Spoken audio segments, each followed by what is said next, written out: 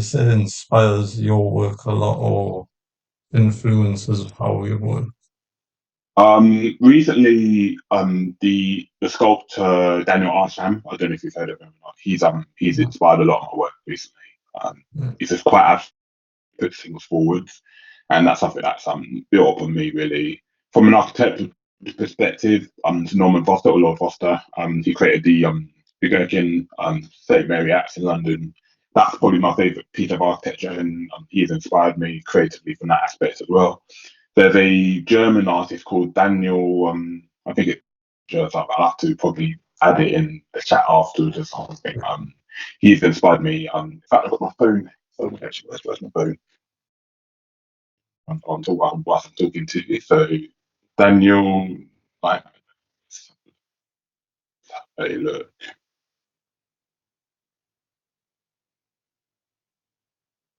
Christopher Niemann. So there's a design. There's a design Netflix series. I can't remember what the Netflix series specifically was called, but I learned of this artist about 4 or 5 years ago through there. And he does very sort of, I know you can't probably see on there. He does very sort of abstract sort of graphic designs and things like that. I recommend checking out Yeah. afterwards. Really.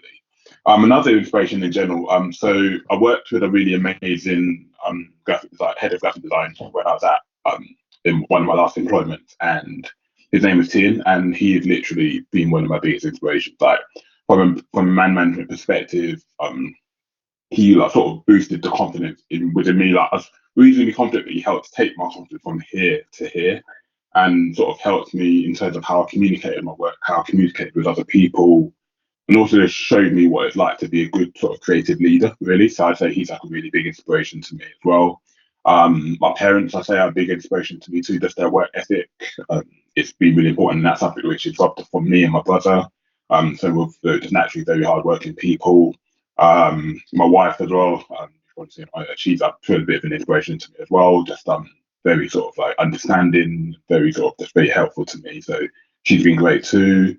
And also, who would I say? And also in general, just find random bits of me. So I'm like, let's say I'm creating an infographic or I'm creating, I don't know, an email design or I'm creating a poster or something like that.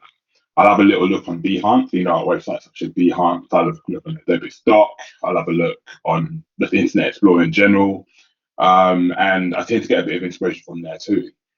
And also LinkedIn as well. Sometimes I follow a few cool pages on LinkedIn. And sometimes I see a bit of inspiration. Like, that gives me an inspiration for an interesting design. So yeah, they're my inspirations, I would say. I think the series might have been something like Abstract, possibly, it's called. Yes, that's the one. That's the Uh, one. Yeah, yeah, yeah, that's the one. Yeah. because I'd So seen a few. you've watched it. You've watched it as well, have you? I've watched a few of them. I Yeah, watched a one on sort of architectures and then yeah. illustration one and a few others. Was the architectural one with Bjarke Ingels by any chance? Trying possibly. It's like I think a guy led the studio. It's like a studio led by a guy. I'm not sure if he's Scandinavian or something. Yeah, I think it was. Yeah, yeah. I've watched that episode as well. That's a good episode. Yeah. So inspirations, a lot of things. So for me, sort of take culture or sort of hip hop album covers and that kind of thing. Yeah, yeah. What's your favorite cover? Probably at the moment, the new one for, Yeah, is it Clips? Let God yeah. I know Sort Them Clifton. Out Yeah, by Coles. This, yeah. that's probably, Probably your favorite but one. Yeah, yeah, been a while because you look at most album covers and sort of similar yeah, styles and sort of, yeah, there's not much change to them. yeah,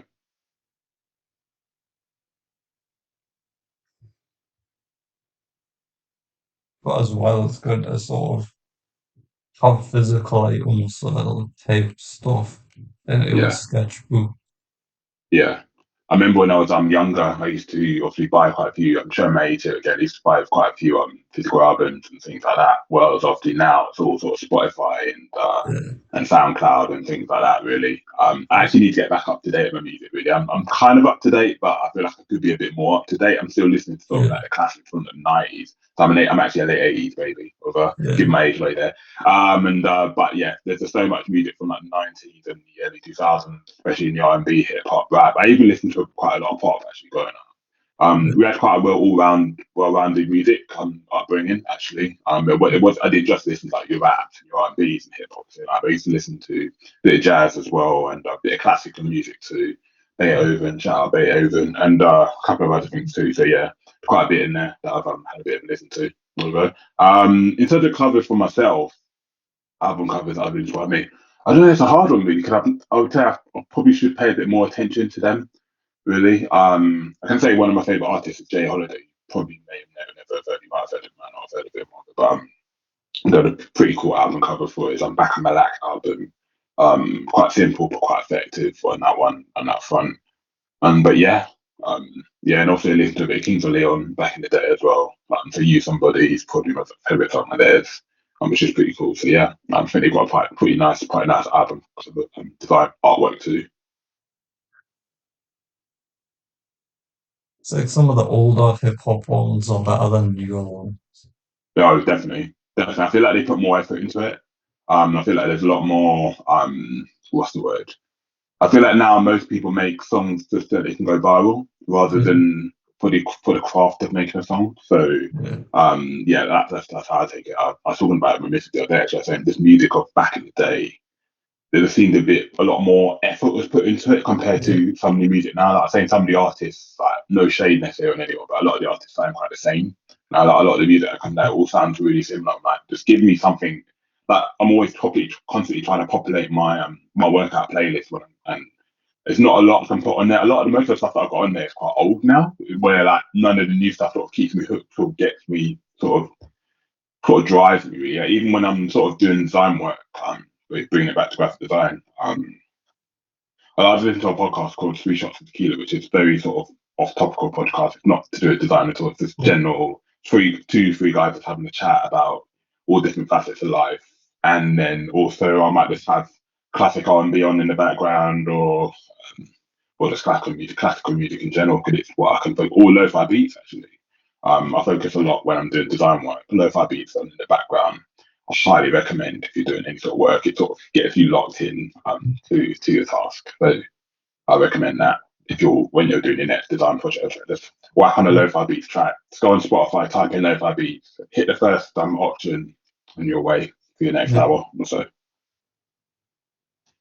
Or even instrumental beats, just sort of like albums where it's just beats and so on. Yeah, yeah, they're really good as well. Yeah.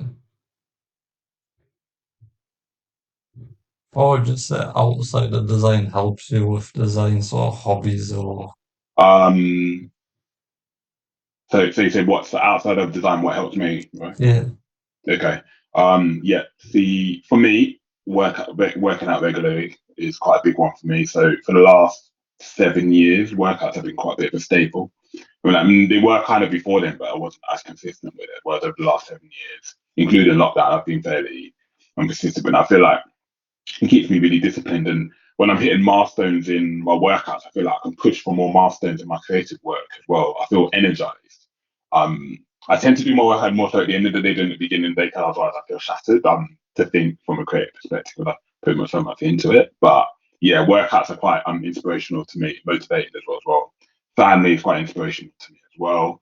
What else do I do to help motivate me? I just create. So sometimes I just randomly create something. I don't know if a couple of weeks ago, it might be about a month ago, now, I created a random infographic for LinkedIn based around tennis, because I'm really into tennis at the moment and watching tennis. It's not so much a player. I do plan to play it at some point once my back sorts itself out. But yeah, I watch tennis as well. A lot of sport. So I watch a lot of football too. Dabble with cricket occasionally. Watch a lot of athletics. Did a load of things. Like what I watch like a Netflix. Say, for instance, we were talking about abstract. I've watched that a couple of times to get a bit of inspiration from there too. And don't think what else off the top of my head would do. Or what I randomly do. Like if I'm having a bit of a mental block and things like that, I'll just go for a walk. Like, if I've got the time, I'll go for a walk around the block, or I'll go for a walk to the park.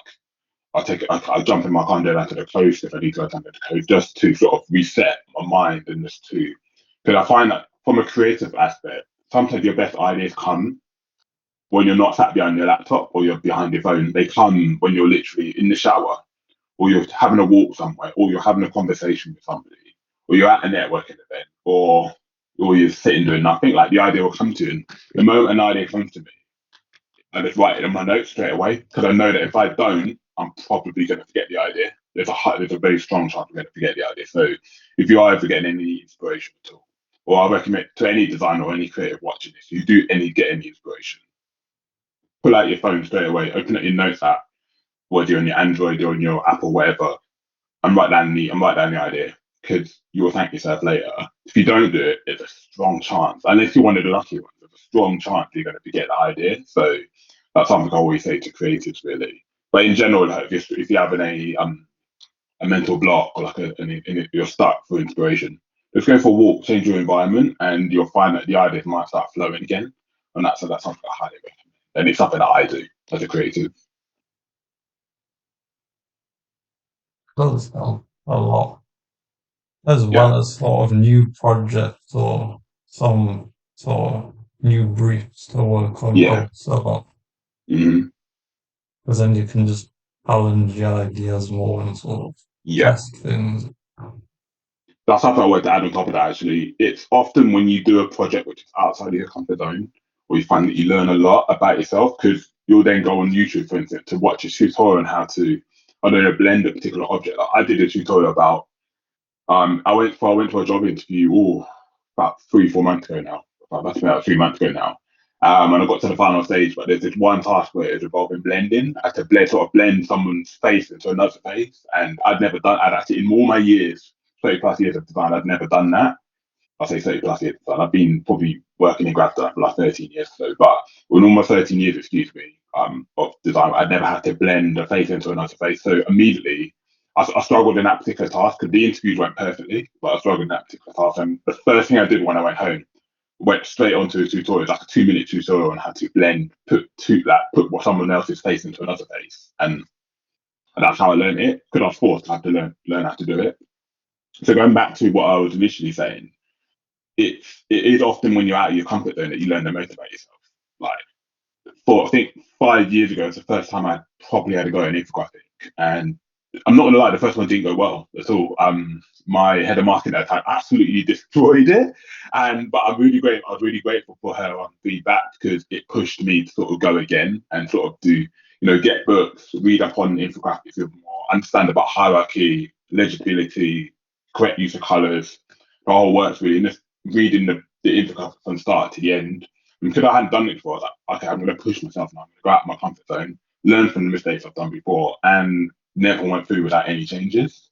Having to force myself out of my comfort zone got sort of the biggest growth for me. Like even with email design, I'd never at this point 6 years ago, I knew one line of code. I went into a role where I had to sort of do a lot of emails, and over time I very quickly learned how to do that. But it's been almost forced to get out of my comfort zone, which told my biggest growth. And I say that to any creative, don't be scared to go out of your comfort zone because that is where, and it sounds like a cliche thing to say, but that's where the biggest growth is. So it's something that I highly, highly recommend.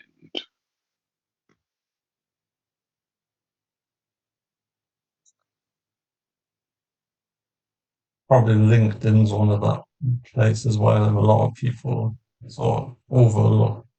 It's a Yeah, platform yeah, but has a lot of opportunities that you can get from it. I'd say it's just absolutely. probably it's Yeah, just about sort of finding the right people and trying out yeah, ideas and I agree. I totally agree with that.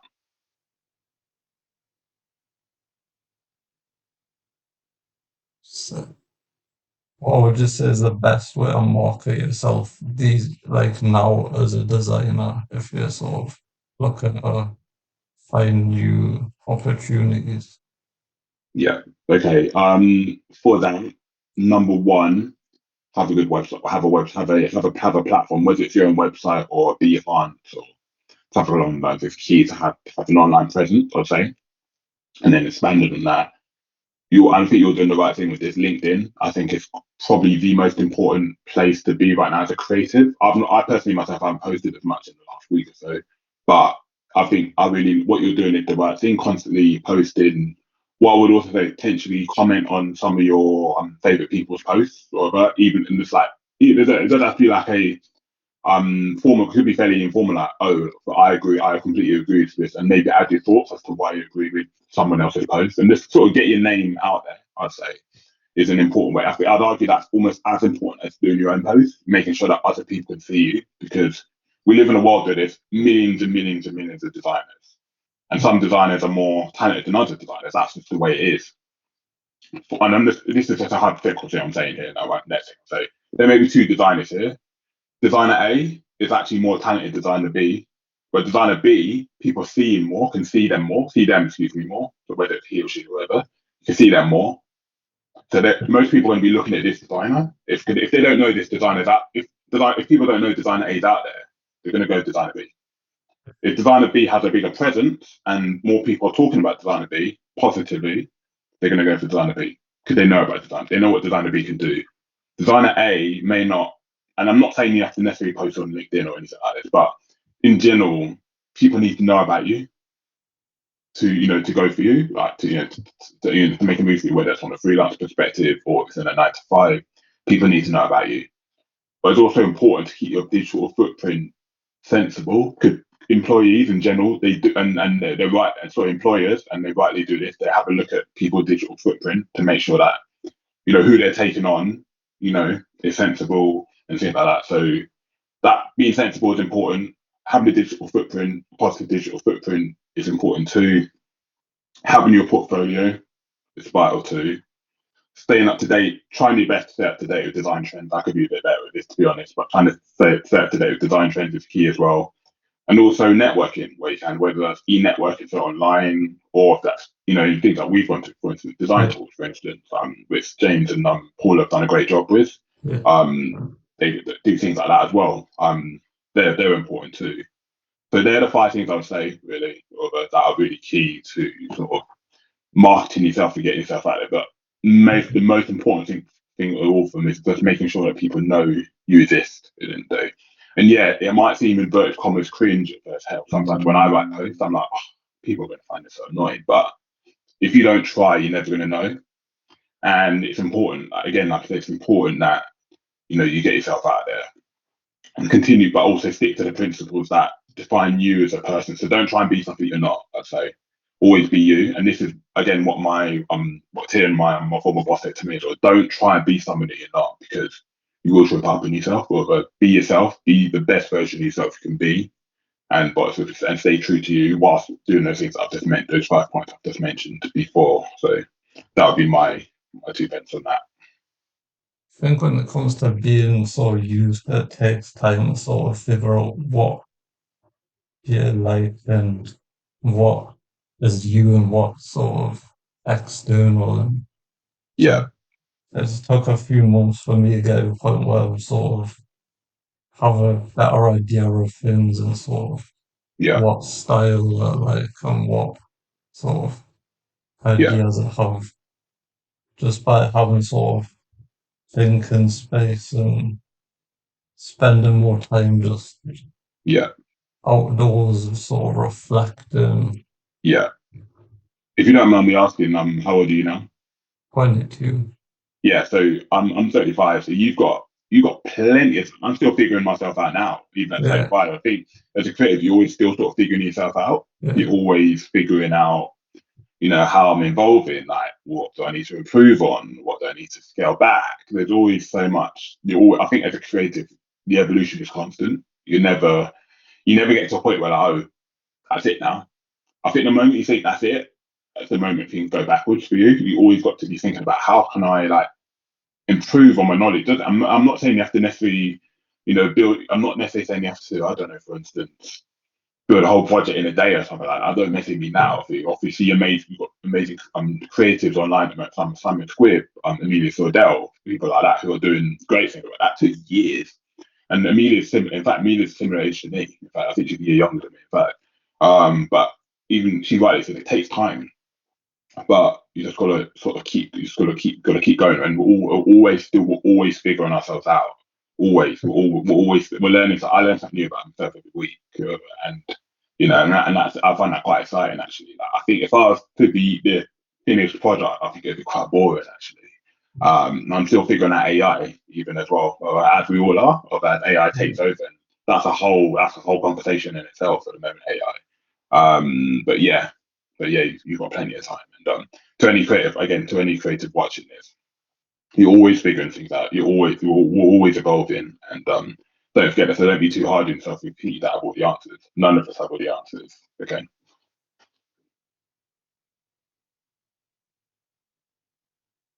As well, LinkedIn recently I've sort of, in fact, in general as well, I've managed to get a lot of opportunities, sort of podcast guests. I've made connections and then gone on to have them on the podcast and sort of message them with them. So Yeah. if need advice on something, so that's helped a lot. Brilliant. And then is it this week I got in someone messaged us do a project for them, just sort of Yeah. like a style board, Yeah. stylescape, another designer. So that's a sort of freelance project I got at the Yeah. moment Oh, from that's brilliant. That's excellent. That's really great news. Really great news, uh, Stephen. I had some projects in the past as well myself actually, where um, where I've made the connection through LinkedIn, or I've made the connection through a networking event, or through a recommendation. Really, like a friend of a friend has been like, oh, they know this designer called Roy who can do this project for them. Like, I've done some projects in the past for a variety of various sizes of clients where it's been through a recommendation, or someone was mentioned by name in a room that I've not even been in, and that for me is as big as working for someone that I know personally, because it's like, okay, you're being recommended to people, you're being given new projects. And I remember the first project I got was a illustration project, and I said yes before. I'd never illustrated before in my life, and I said yes to this project, and it was like almost like an 8 month long project, something along those lines. Whatever. And I was working through two people who ended up becoming one person I'd worked for, because they were business partners, and one person had agreed on the price, and the other person had initially agreed on the price, and then tried to change their mind, and I stood firm because if I'd negotiated something, I'm sticking to that. But whether the experience is paid, I mean, the experience that I'm talking about was paid, but whether the experience is paid or not paid, or the experience, what you get, what you learn is invaluable.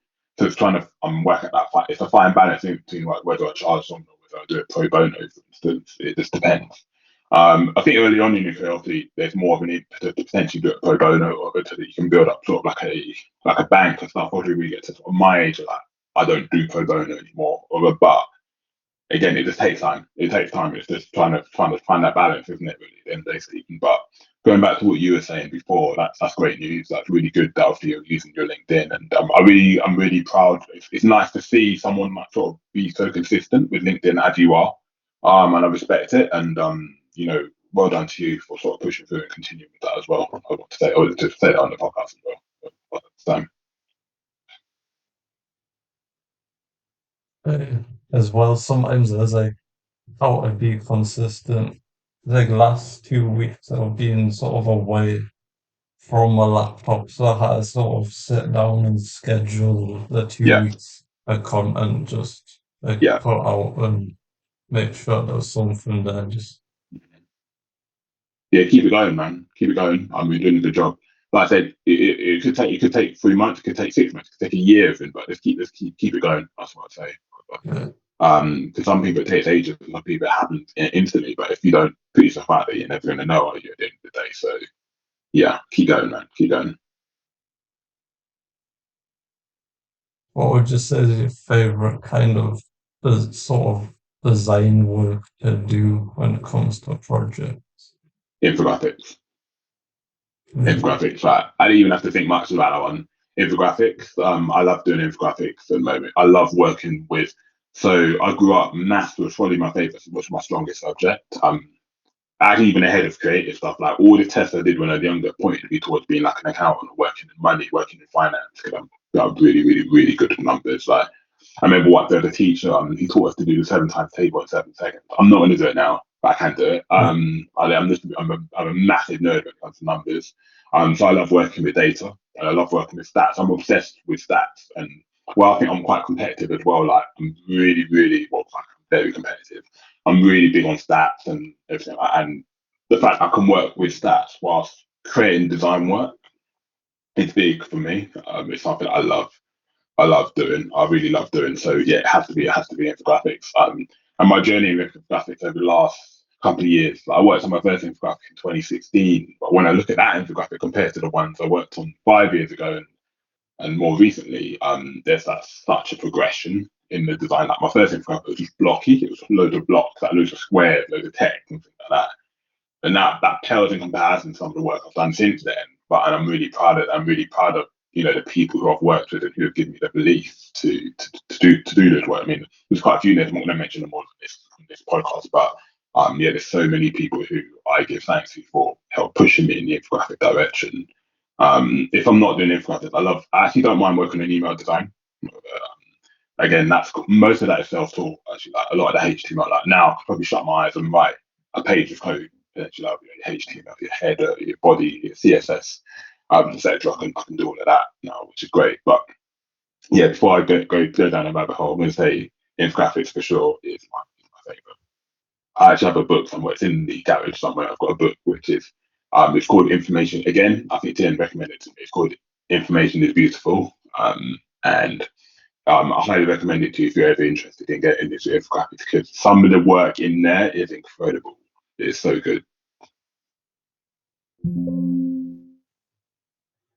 I think I'm the opposite when it Yeah, comes to things. I'm sort of a lot more on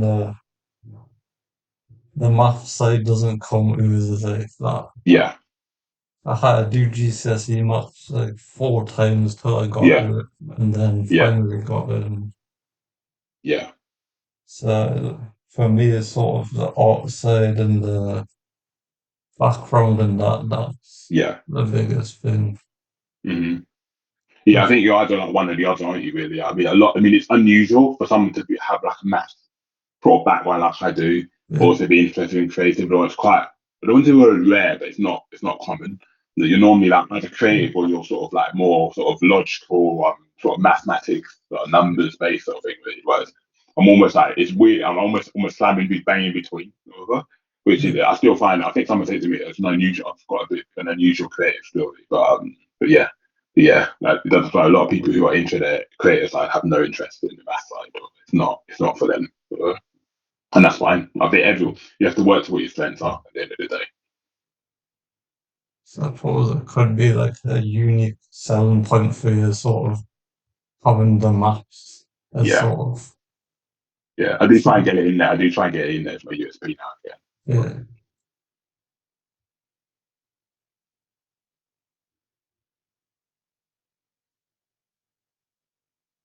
What would you say is the sort of best software or new technology that's helped with the process of design or coming up with concept?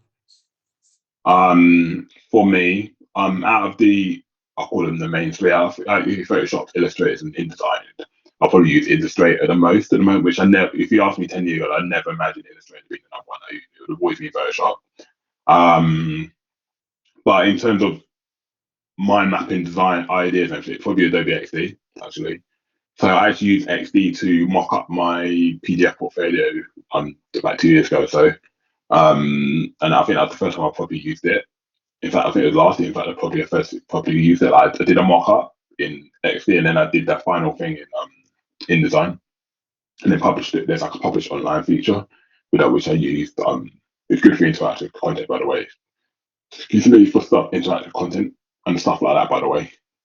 Also, but yeah, XD. I've dabbled with not Canva, Figma a bit over, but like free version of Figma. But I've got a Adobe Creative 3 license. I've been using the XD quite a lot, so I say XD at the moment is my favorite. And then ChatGPT, fair enough, is good for like inspiration and things like. I don't lean too heavily on it, but like now and again, if I need like a prod or something, I'll use ChatGPT like to give me like an idea or an inspiration of it, and then I'll manually build that myself or go from there. And I think going too deep. I think AI is great. I use it. I think you mentioned it in one of your posts recently. Actually. I use it as an assistant as opposed to relying on it. I think it's quite dangerous right now relying on it because it almost strips away the whole creativity, your own creativity. Because if you just build something out, then you've not really worked hard on it or anything out of, put your own.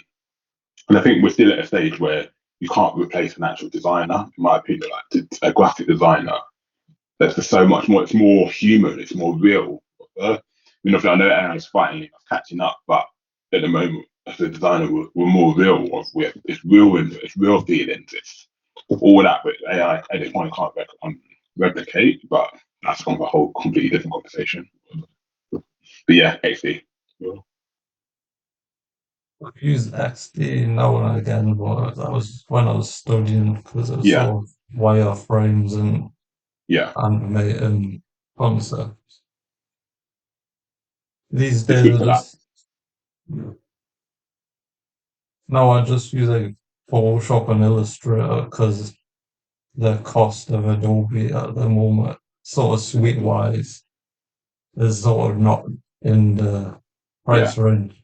So I just bought Photoshop outright yeah, for the year and then just yeah, Illustrator monthly and yeah. just At your age, I didn't own either of them at that point. I it, didn't have any of them. I didn't have them. I think I had like a free version or something along those lines. That's the best way to put it. But yeah, it's only I think I was about 25, I think 24, 25 when I got up. I did a project, it was a freelance project, and then I actually needed it because the other ones had stopped working, so I needed to actually have to just buy it. And it was a bit cheaper. I think it was still expensive, but it was about 40 quid or something like that when I first bought it. I first got it for the month. It was 40 quid a month, but I calculated I could afford it at the time. And I've sort of been on it since. I think it's a lot more now. I think it's about 50 quid now, 55 quid or something. I know that now. I was talking with the creator the other day. Adobe is ridiculously expensive, but it's so expensive. I need it or what I do and stuff like that. But I wish there was a cheaper way, but they're clever.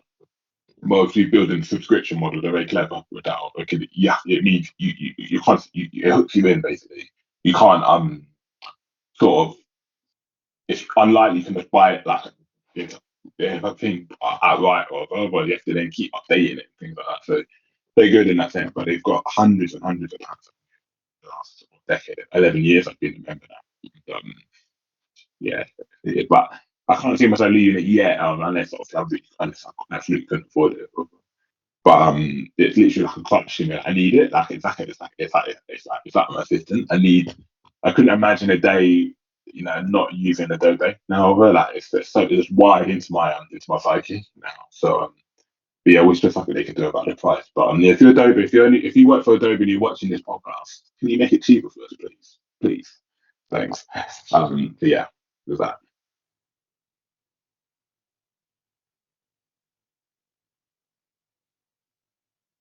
what steps do you think so graduates and designers starting out could take to improve or get out there more? Okay. Network. I think number one, network. If you don't like networking in person, then try and network online. So it goes back to what we were talking about before. LinkedIn is a good way to start. Build if you can't afford to get your own website page, then build like a Behance page. Whatever. Get a good one of those built, whatever, and get some of your projects on there. Whether it's stuff you've done in school, whether it's stuff you've done in university, whether it's stuff you've done in your spare time, get that on there. Talk to designers, potentially email them, ask for feedback on your projects. Potentially say to a creative company, "Oh, I'm happy to work for you. I don't know, 1 day a week or 2 days a week or for free, even, or just can you just please pay my expenses or something like that for a couple of weeks, just to build up those names. This is something I wish I'd done when I don't know. I think I did it twice, or I wish I'd done it more.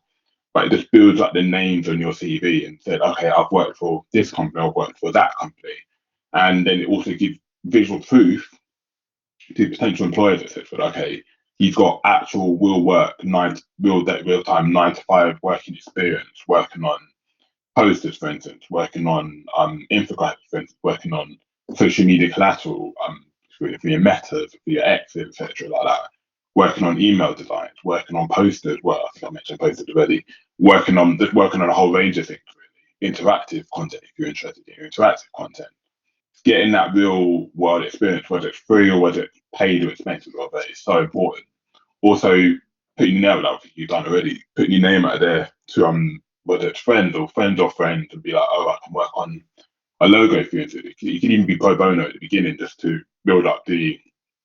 Well, obviously you have to calculate whether you can actually afford to go pro bono with it, but go pro bono and be like, okay, I'm going to do a logo design for somebody for free, or maybe little things such as run like a mini little competition, be like, oh, the first 3 people to reach out to me will get a free graphic designer they're choosing. Still effectively a project at the end of the day. So and then you're also building your own skills in the process with doing that. That said, make sure if when you are starting that, make sure your CV is clear as well. Make sure it has the relevant information in it as well. A lot of companies these days are keen on metrics. So, how have you improved? Let's say, for instance, if you do an email design, you could say, "Oh, I've improved the click through rate by 2%." Something like more people, 2% more people now are clicking on the email because of how I've created the design or things like that. Have like a tangible attach a metric like a return on investment to the design that you're doing. For a lot of companies now, I think there's a design week article about it as well. Actually, um, I think I might post it about even return on investment now is so key. And especially as pocket budgets get tightened even more because of AI and things like that. You as a creative need to show how you can bring a tangible return on investment to a company, and that's what will potentially get you through the door. Last but not least, I think I touched on it already. Visibility. People need to know you exist to hire you. You may not be sometimes not the most creative person gets hired because they've been seen over someone who's super creative. But for instance, let's say I'm a super creative, but I'm sat in my room, but no one knows I exist. Unless I'm really lucky, whatever, no one's going to hire me. Whatever. So you've got to kind of put yourself out there, whether it's on LinkedIn. If you don't like posting on LinkedIn, just go to networking, physically go to networking events, talk to people, just engage in conversation with people. Sometimes you may be talking to someone and be like, and they're mentioning, oh, they're about to start up a new company soon, but they haven't got any material to work with. That can be your cue as a creator to be, oh, I can help you with this. Whether you do that for free or whether you charge them like an entry rate or like it, what your charge will vary depending on your experience. So naturally, if you're more inexperienced, your charge can be considerably lower than somebody who's got over 10 years of experience. For instance, that's just natural. That's just the way it is.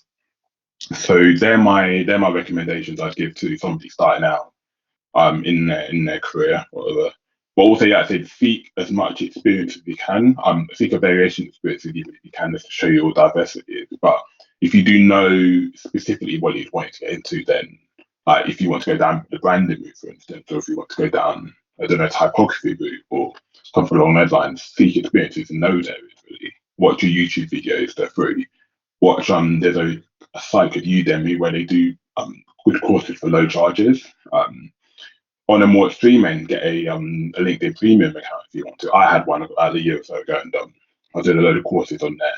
The courses once you have a LinkedIn Premium, the courses are free. I think premium is about 30 quid a month, so it's weighing up whether that's affordable for you or not. If it's not, then there's plenty of other people like they did with YouTube. Like there's so much out there on YouTube at the moment, which is useful for people. So that's something that I highly recommend.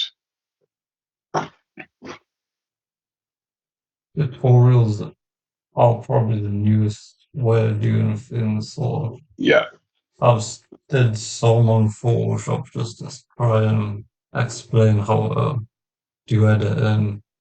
yeah, The framework I use for sort of starting with the contrast and then looking at the colors and then yeah. refining that image and then just repeating that Mm-hmm. for each edit, pretty much. Oh, brilliant. One thing actually also is come to my mind now, actually, I recommend give some of your skills away for free. So by that, I mean, show somebody how you've come to create something. Like, for instance, if I'm doing an infographic, I might show them how I sort of what my process is to get that infographic from start to finish. So inspirational imagery on Adobe Stock, doing like a wireframe grid of where I'm going to put all the elements, how I pick out keywords in the brief that I've been given, the colors, how I shortlist the colors, just like giving like a bit of a step by step. Because the more value you, I could obviously this is where value comes in as well. You as a creative can bring a lot of value to someone, showing a prospective employer or a colleague or whoever. I, as a creative, can bring this value to you. As a result of bringing this value to you, we can then bring in X amount of revenue instead of having money to the tools in. So there are things I find really I want to add to this chat as well, which I think are really important. I believe, excuse me, are really important to a creative to know.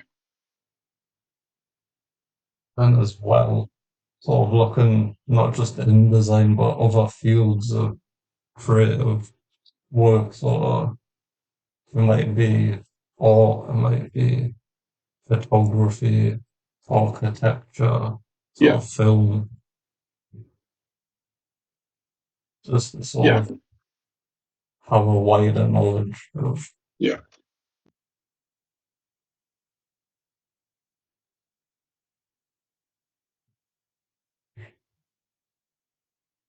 say, a good book for inspirations.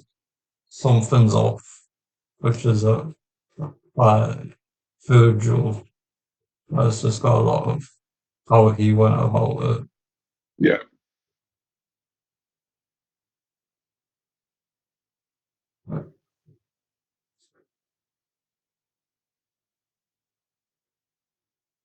Is there anything else that you wanna like look into or ask me or I guess what I guess as a creative, what inspires you? I'd say what gets you out of bed every morning as a creative. that's a It doesn't have to hard be anything. It doesn't have to be anything extravagant. You might not even know, but like not everybody has the answer at this stage. Or it's just a question that came to my mind. so And there's no shame if you don't know. If you don't know at this point in time, but that's also cool as well. Like, I didn't know. I told you, so I didn't really know. All I wanted to do is make money yeah. and create. Really, that's all it was. Could possibly be sort of building some like a space for like people starting out maybe a sort of community for that or something where you can share ideas and Yeah, it's an eventual idea because I go to events and I'm normally one of the ones that's sort of the only one there that's the graduate or the starting out and it's sort of like not many other creatives might want to sort of be in a sort of corporate room or a lot of business owners that could be just having it where you get all the creative starting out and just talk through ideas. And, I think you're doing a good thing, though. I think going to those things, when you're putting yourself out there, I mean, that's commendable. Like, you're putting it out there. I mean, you're doing. Not many people may even have the bravery to do that, even considering that they may be the only graduate in the or you're putting yourself out there, which are highly which is like I said, it's highly commendable, really. So yeah, I would keep that up. And also, I like even things like this, what you're doing, like starting a podcast like that. I think Amelia sort of Delphi talked about as well. That's a great way to generate connections and to start new conversations. Even the potential off the back of this podcast, you may inspire somebody, another designer to jump on a podcast with you, for instance, and have a chat with you. I know if they're viewed on it, they may be interested in it, but there's like everyone that looks gets eyes on this. It might not be necessarily them themselves. It might be somebody else that they know who might be interested in having a conversation with you. Because each conversation will probably bring something very different. What I'm telling you may be very different to what I would be quite similar, but they may be completely different. There'll be so many different perspectives that you're given um, from a creator. Now, this is between creative. There's so many different ways to have the right answer, if that makes sense. Well, there's so many different ways to look at it. It depends on what type of creative you are and how you look at things like that. So there's so many different ways. But yeah, this is a great and you had a good some fairly good interaction in your LinkedIn promo post, or you did for this. So you could potentially build off the back of that. You've said obviously you potentially got other guests that you may be bringing on to your podcast at some point. So to keep building and let's keep going. And like I said, this is great. I'd love to create a podcast on something one day, but I don't know what I would do it on. But I think you're doing a really great job. And yeah, well done to you. Thank you. I think the biggest thing that's helped this year is sort of starting fitness and getting into that. It's like I've seen it started in November and I've just continued it. Mhm. Just the progression of that Yeah, is probably the thing where I'm like, feels more of an accomplishment than maybe some other things.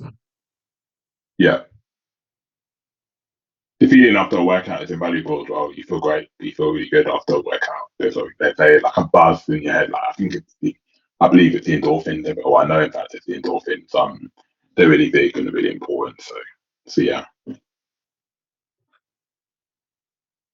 It's like the other day, I did the first set of pull-ups that I could ever do.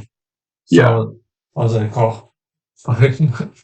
Because I've been doing assisted ones for a while, just using the yeah, machine. And then I yeah, found a one where it's got a platform. I sort of get a boost up and managed to yeah. do it. And I was like, oh, it's, Good feeling, isn't it? yeah, I remember the very first.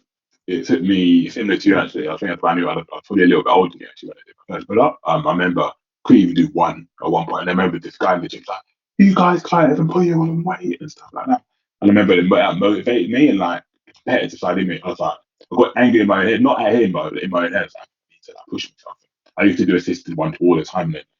Then one day I was able to do one like similar to you, I had a bit of a boost, or I'd have to jump or jumping start. I'd love to do a muscle up one day, but that's a completely different conversation. But I was able to do one, and then suddenly I was able to do five, and now I can probably do eight or 10 even, a set and stuff like that, and with my body weight, which is, no, I couldn't have imagined doing that. So going back to what you were saying, it's a good feeling, isn't it? When you see the progression of what you're doing, the fruits of your labour, so to speak, on that. So well done, so well done. And then sometimes that mentality then carries into your creative work as well. So, okay, I was able to do this amount of design, and I can do this much, and then this much, and you constantly build. Goes back to what we were saying earlier on about the continuous evolution of a creative. You're constantly evolving all the time. Yeah, like networking wise, sort of the gym helps a lot with that as well. yeah, And sort of fitness events. So like I went to one fitness event and I was thinking, oh, am I going to be the only one that's sort of built how I am and sort of am I going to be that one else? Because sort of how much can you lift the event and for how much? So, talking about lifting or yeah, I can imagine that's quite intimidating though. That you go to an event where you know it's with loads of guys who are like huge sort of thing, and yeah, I was in your shoes once upon a time. Am I the only one going to go to these events? I've not been to a gym event actually, but I was going to be. I consider being skinnier or like, am I going to be the only one that's built? When I go to the gym, I'm going to be the only one that's built how the way I'm built compared to everyone else who's like muscle band. But it comes with this consistency. It comes over. Like you should see my younger brother. He's huge. Like he's super muscle bound, but he's like Superman basically. Bit shorter than me, but he's just stacked. He's absolutely stacked. And he kind of inspired me in a way, actually. I mean, in fairness, I was training before he was, but he just got big, got quicker than I did.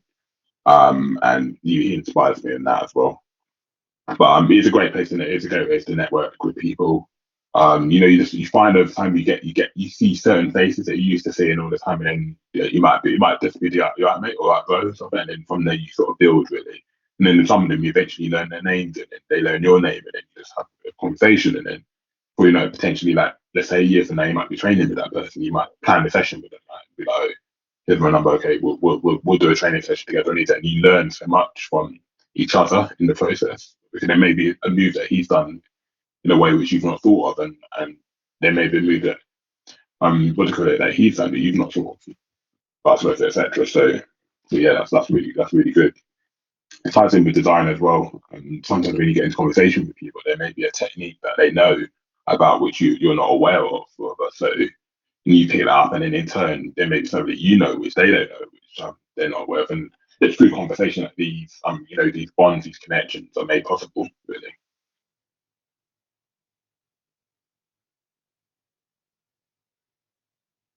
That's pretty much most of the things. So Yeah, I've enjoyed having you. I've enjoyed being on. Thanks for having me as a guest. For these yeah, meetings. I've enjoyed thanks. it. Enjoyed the chat. Yeah, it's been good to chat because we've seen each other now and again at events and sort of Yeah, had a chat yeah, and sort of on LinkedIn and yeah. it's like I appreciate sort of the support on LinkedIn posts and sort of You're welcome. Vice versa. I appreciate your support too. Like, and I'll always, whenever I have time, I'll always support. I mean, there's a few people I was talking about my boss the other day. There's a few people I'll always support them no matter what they post. I'll always sort of be that fan that supports them. If it helps, get another 10 eyes on your product or on your yeah, post, I think that's really important. I'm not about sort of not against even not the word, but all holding back when supporting people because I'm very big on supporting people.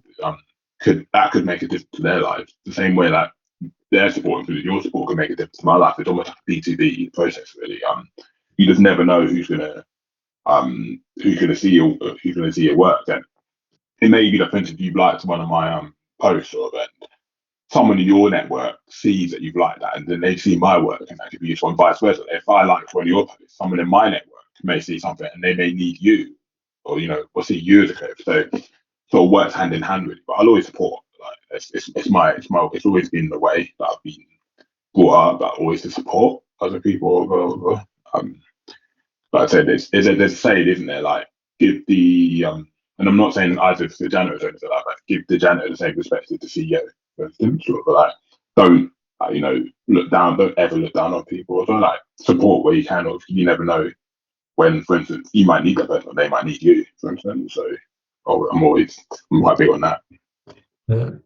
I think I've learned to sort of be the person that tries to help a lot where I can, Yeah, which meant like I've done like probably about a year of volunteering now just to sort of gain experience and yeah, build up versus help.